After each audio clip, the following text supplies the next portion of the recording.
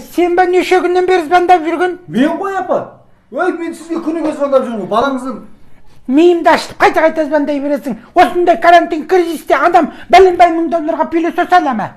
Ой, балаңыз әперем деді ғой. Уайымдамасаңыз, балаң. Мына жер тап-таза қылам, айнадай қылам. Кеше Балқия апайдың үйінде де Балқия апайларды алды ғой. Иә, болшы. Не істейін деп тұрсың? Мына жерді қазір бар ғой, мына қараңызшы міне.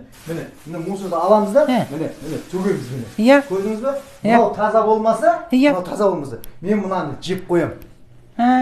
Тошын жейсің бе? Ой, еркекше айтам, уайымдамаңыз. Неменеге уайымдап тұрсыз? Жігітше. Ой, жігітше айтам. Қасық тапыш. Ой, не қыласыз ол қасықты? Иә. Әкел қолды. Жейсің ғой. Жейін деймін тап. Онда мә же. Свет жоқ по-любому. Же. Айтты ғой, еркекше айттың ғой же. Свет жоқ үйде қалай пилосос дейді.